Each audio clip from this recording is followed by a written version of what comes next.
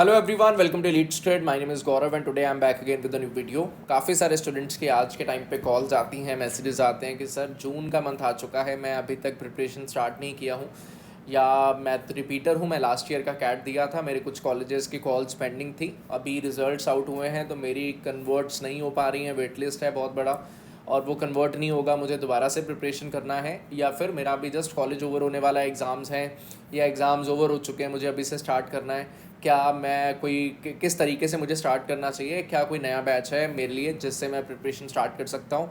तो इस वीडियो में हम उन स्टूडेंट्स के बारे में बात करेंगे जो जून से रिलीजियसली अपना प्रिपरेशन स्टार्ट करने वाले हैं, तो उनका एक्शन प्लान क्या होना चाहिए और कौन सा बैच वो चूज़ करके आगे बढ़ सकते हैं। देखिए, if we talk about the batch, तो हमारा अभी सिग्मा बैच है जो न्यू बैच स्टार्ट होने वाला है। जून 5 के आसपास वो बैच स्टार्ट हो जाएगा एंड व्हाट्सएप ऑलरेडी क्रिएट हो चुका है उसमें, एंड मटेरियल मिलना भी स्टार्ट हो चुका है, प्रैक्टिस कंटेंट उनका स्टार्ट हो चुका है, लाइव क्लासेस 5 जून के क्लोज स्टार्ट हो जाएंगी। अब बात आता है कि यार जून से अगर हम स्टार्ट कर रहे हैं तो हमारा एक्शन प्लान क्या होना चाहिए, कैसे हम आगे बढ़ सकते हैं, तो कुछ इस वीडियो में हम उससे रिलेटेड जो है वो बातें करेंगे, सो दैट आपको एक आइडिया लग जाए रियलिस्टिकली कि मेजर आपको पता होना चाहिए कि कैसा आपका प्लान रहेगा through out the year and कैसे आपका जो स्ट्रक्चर है वो रहना चाहिए प्रिपरेशन का। देखिए, अभी जून का टाइम चल रहा है तो मैं क्या करता हूँ कि मैं ना एक बारी मंथ बाय मंथ जो है ना वो बाइफर्केशन कर देता हूँ, सो दैट आप चीज़ों को समझने में आपको प्रॉब्लम ना आए।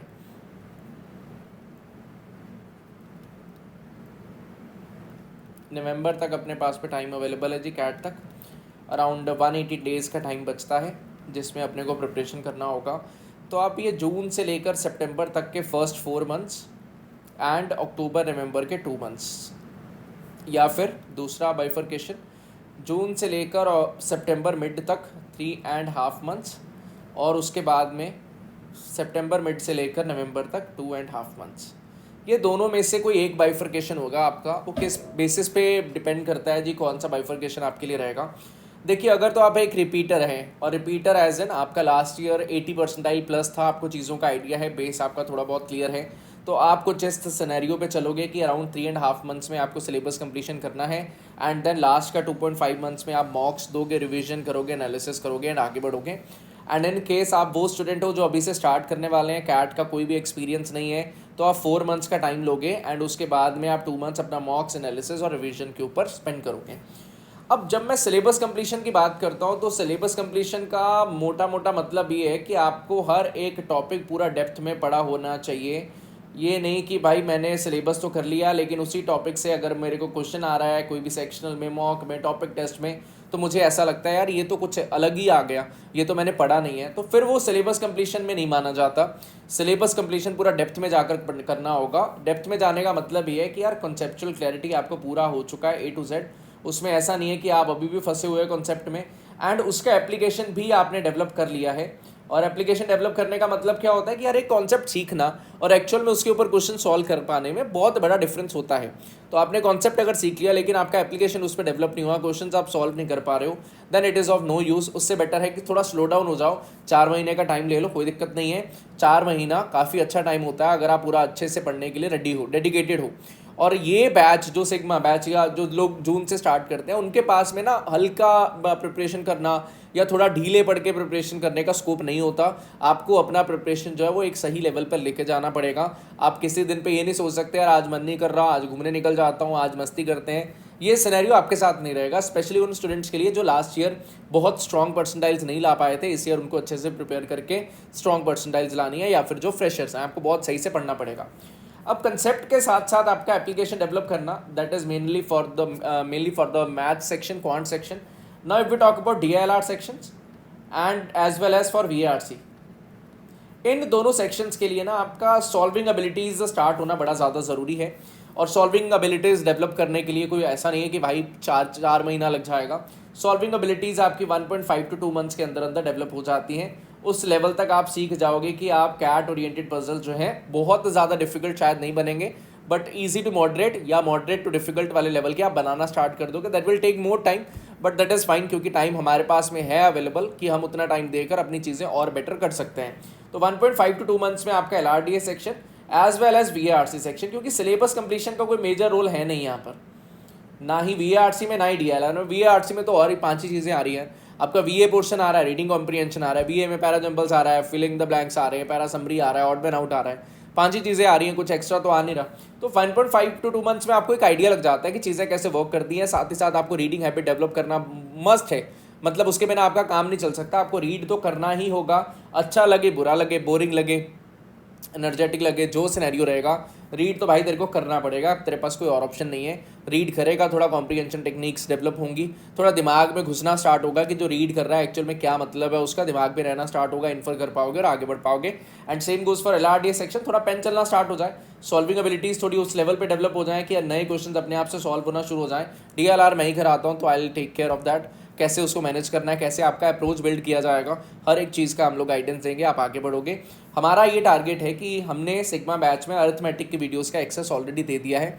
सो इन केस कोई स्टूडेंट ऐसा है जिसने लास्ट ईयर प्रिपेयर करा हुआ है या जिसके पास ज़्यादा टाइम अवेलेबल है, वो अरिथमेटिक को यूज़ करे और आगे बढ़ पाए एंड 3.5 महीने के अंदर अंदर उसका पूरा सिलेबस रैपअप हो जाए, सो दैट सितंबर 10-15 के आसपास वो मॉक्स के ऊपर मूव कर जाए।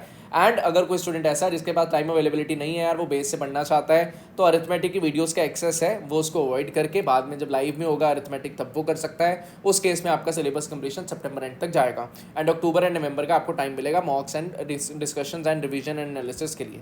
ठीक है जी। अब बात ये आता है कि यार ठीक है, ये तो सिलेबस कंप्लीशन का सिनेरियो रहा, अब सिलेबस कंप्लीशन के साथ और क्या क्या मुझे ऐड ऑन मिलेगा। देखिए, syllabus completion one part of the preparation है, बट वो सारा complete part of the preparation नहीं है। सिलेबस कंप्लीशन के अलावा आपको किस डेप्थ पे जाकर कितना क्वेश्चन सॉल्व करना है और कौन सा मटेरियल फॉलो करना है उसका भी आइडिया चाहिए होता है। तो जो भी प्रैक्टिस मटेरियल होगा हमारे एंड से आपको इंक्लूडेड होगा, आपको अलग से कोई भी मटेरियल देखने का नीड नहीं है। इनफ मटेरियल्स होंगे, हर एक टॉपिक आप जब पढ़ोगे साथ साथ में उसके टॉपिक टेस्ट आपको अवेलेबल होंगे, so that timer based practice आप शुरू से करना स्टार्ट कर दो। और जो भी टेस्ट होंगे वो डिफिकल्टी लेवल वाइज डिस्ट्रीब्यूटेड रहेंगे, सो दैट एक स्पेसिफिक लेवल ऑफ डिफिकल्टी पे जब आप क्वेश्चन सॉल्व कर लेते हो तो नेक्स्ट लेवल ऑफ डिफिकल्टी पे आप क्वेश्चन को बढ़ा पाओ एंड अकॉर्डिंगली डिफिकल्टी लेवल बढ़ता जाएगा और आपका प्रैक्टिस जो है वो होता चला जाएगा। मेजरली आपका एप्लीकेशन प्रोसेस ऐसे डेवलप किया जाएगा। देन सिलेबस के अलावा किस किस टाइम पर आपको मॉक्स स्टार्ट करने हैं जी, आपको रिवीजन किस टाइम पर आकर करना है। अब जैसे एग्जांपल देता हूँ, मान लीजिए आप अभी अलजेब्रा आज के टाइम पे पढ़ते हो, मान लो जून में आप अलजेब्रा पढ़ते हो, एग्जांपल दे रहा हूँ, आई एम नॉट श्योर अभी आपका अलजेब्रा स्टार्ट होगा या नहीं, कोई और टॉपिक स्टार्ट होगा, जो भी सिनेरियो है वो सर बताएंगे। अभी आपका अलजेब्रा स्टार्ट होता है, अभी जून है, जब तक आप अगस्त के अंदर जाओगे तब तक ऑब्वियस सी बात है कि आपको अलजेब्रा जो है वो दिमाग में नहीं रहेगा, उतना भूल रहा होगा। तो अलजेब्रा को कैसे मैनेज करना है जी, साथ साथ में उसका रिवीजन कैसे करना है, कुछ रिवीजन हम अपने एंड पे कराएंगे, कुछ रिवीजन आपको करनी है, कब कब कैसे रिवीजन का सिनेरियो रखना है, वो सारा हम लोग आपको गाइड करेंगे, आपको उसका टेंशन लेने का बिल्कुल भी नीड नहीं होगा। तीसरा चीज़ जो सबसे ज़्यादा इंपॉर्टेंट है, पर्सनल मेंटरिंग वाला पार्ट। पर्सनल मेंटरिंग रिलेटेड बहुत सारे लोगों को डाउट रहता है यार कि मुझे तो बहुत सारे डाउट आते हैं, मुझे क्या मेंटरिंग मिल पाएगा, कैसे आपका गाइडेंस सिनेरियो रहता है। देखिए, हमारे साथ स्टूडेंट्स जो हैं वो डायरेक्टली कनेक्टेड रहते हैं। इस ईयर भी अगर कोई स्टूडेंट आपके साथ कनेक्टेड हो जो ईजी का पार्ट हो अर्लियर बैचेस में, तो आप उनसे बात कर सकते हो, आपको आइडिया लग जाएगा कि यार कैसे हम लोग जो है वो पर्सनल मेंटर करते हैं। मैं एक वीडियो भी अटैच कर दूंगा, वन ऑफ द स्टूडेंट जिनके साथ हमारा बात होता रहा लास्ट ईयर जनवरी फरवरी से लेकर till the end of the year, कैसे हमारा बात होता रहा, कैसे उनके पॉइंट्स थे जो उनको पूछना रहता था, हम उनको रिप्लाई करते थे ऑडियोज़ में, कभी टेक्स्ट फॉर्मेट में, तो कैसे हमारा पर्सनल मेंटरिंग चलता है। तो आई विल ट्राई कि मैं एक वीडियो यहाँ पर फिक्स कर दूँ सो दैट आप देख पाओ कि कितना लॉन्ग जो है वो हमारी चैट्स उनके साथ होती रही हैं, बातें होती रही हैं और उनको गाइडेंस मिला एंड वो टॉप 20 स्कूल्स टियर 1 के इंस्टीट्यूट्स कर पाए। स्टार्टिंग में बिल्कुल भी कॉन्फिडेंस नहीं था, but with practice with proper mentoring कैसे कैसे आगे बढ़ना है वो अपने स्कोर्स जो वो ला पाएँ। इस ईयर ऑलमोस्ट हर एक स्टूडेंट से बात हो रहा है रेगुलर बेसिस पे, हमें पता है एक एक स्टूडेंट का ट्रैक पे क्या क्या चीज़ें उनकी चल रही हैं, क्योंकि रेगुलर बेसिस पे उनसे बात होता रहता है, तो उस लेवल का पर्सनल मेंटरिंग रहेगा। मतलब इस पॉइंट पे हमारा डेली का अच्छा खासा अमाउंट ऑफ टाइम जो है वो स्पेंड होता है और ये ज़रूरी है स्टूडेंट्स की ट्रैक रिकॉर्ड को बेटर करने के लिए कि वहाँ वो किस लेवल पे प्रिपरेशन कर रहे हैं, बहुत ज़्यादा ज़रूरी है और हमारे एंड पे ये प्रोवाइड होगा। इसके अलावा आपका जो टेस्ट पोर्टल है, पूरा का पूरा टेस्ट पोर्टल के बारे में बात करें, मॉक्स देना, सेक्शनल देना, ये हम लोग प्रोवाइड करते हैं। अच्छे लेवल के पूरा मॉक्स रहेंगे, कैट के पॉइंट ऑफ व्यू से जो इंपॉर्टेंट टाइप ऑफ क्वेश्चंस हैं वैसे टाइप के मॉक्स, थोड़ा डिफिकल्ट पेपर बन जाए उस तरह के मॉक्स, सब कुछ हमारे एंड पे प्रोवाइड होगा। Then towards the end of the year जो वर्कशॉप्स रहते हैं, जो एडवांस सेशंस रहते हैं अराउंड अक्टूबर नवंबर के टाइम पर, क्रैश कोर्स टाइप सेशंस रहते हैं, थोड़ा फास्ट पेस पे हमें जो रिवीजन करना होता है। इसके अलावा आपके पास में एंड टाइम पर मैराथन सेशंस रहते हैं, तो ये सब कुछ आपके लिए इंक्लूडेड होगा। बस ध्यान ये रखिए कि अगर आप पढ़ने के लिए रेडी हो तो अच्छे खासे अमाउंट ऑफ क्वेश्चंस, मैं कोई नंबर यहाँ पर रखना नहीं चाहता कि इतने नंबर ऑफ क्वेश्चंस रखेंगे, बट एक फिर भी स्टूडेंट्स के माइंड में आता है कि यार मैं कितना प्रैक्टिस कर पाऊंगा। तो बेटा जी, चाहे आप BARC के लिए बात कर लो, चाहे आप DLR के लिए बात कर लो, चाहे आप बात कर लो क्वांट सेक्शन के लिए, आपको इनफ प्रैक्टिस मटेरियल मिल जाएगा। और उसके बाद में एक लेवल पर आपने जब एप्लीकेशन डेवलप कर दिया, उसके बाद में आपके सेक्शनल्स फुल लेंथ मॉक्स के थ्रू आप आगे बढ़ना स्टार्ट कर दोगे। मैं नंबर पे एम्फेसिस देना नहीं चाहता, बहुत ज़्यादा चीज़ें फिर दिमाग में आने लगती हैं स्टूडेंट्स की कि यार इतना मैं प्रैक्टिस कैसे कर पाऊँगा, बट बहुत प्रैक्टिस मटीरियल है, सो दैट आप उसको यूटिलाइज़ करो और आगे बढ़ पाओ। ठीक है, अब बात कर रहे हैं जी थोड़ा अपने पास डेज़ के बारे में। तो 183 डेज़ हैं, अराउंड 6 महीने का टाइम बचा है। और अगर मैं रिजल्ट्स के बारे में बात करूं तो ये विधि हमारी स्टूडेंट थी last year 99.93 percentiles, Trisha 99.98 percentiles, Abhinav 99.98 percentile, 99.94 percentiles. तो ये हमारे कुछ टॉपर्स रहे हैं जिन्होंने टॉप 20 स्कूल्स जो है वो कन्वर्ट भी करें, बहुत अच्छा परसेंटाइल भी लेकर आए। और results are bound to happen, होना ही है भाई। अगर हम प्रिपरेशन करेंगे पूरा ऑनेस्टी के साथ में, हम भी अपने एंड पे ऑनेस्टी के साथ प्रिपरेशन कर रहे हैं, आप भी अपने एंड पे बेस्ट दे रहे हो, तो रिजल्ट्स तो आना ही है, उसमें कुछ भी प्रॉब्लम जो है वो आने का सिनेरियो नहीं है। नाउ सिग्मा बैच, हमारा जो बैच है ये ऑलमोस्ट स्टार्ट होने वाला है। तो आप अगर अपना प्रिपरेशन स्टार्ट करना चाहते हैं तो इट्स हाई टाइम कि अपना प्रिपरेशन स्टार्ट करिए।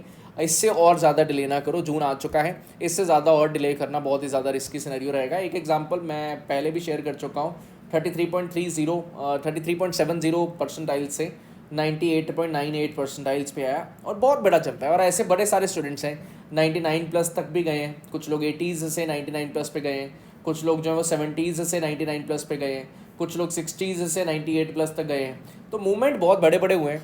अब बात यह है कि क्या आप उतना एफर्ट डालने के लिए रेडी हो, क्योंकि एफर्ट्स का रोल बहुत ज़्यादा हम तो डालेंगे अपने एंड पे, बट क्या आपके अंदर उतना जुनून है कि यार हाँ मुझे करना है, मैं जिस सिचुएशन में हूँ मुझे उससे बेटर करना है। तो वो हम जो हमारे एंड से सपोर्ट हो सकता है वो हम लोग पूरा सपोर्ट करेंगे, बट पढ़ना तो भाई तेरे को पड़ेगा एक बारी के लिए। तो अगर वो पढ़ने के लिए रेडी हो तो आ जाइए, प्रिपरेशन स्टार्ट करते हैं EG के साथ सिग्मा बैच।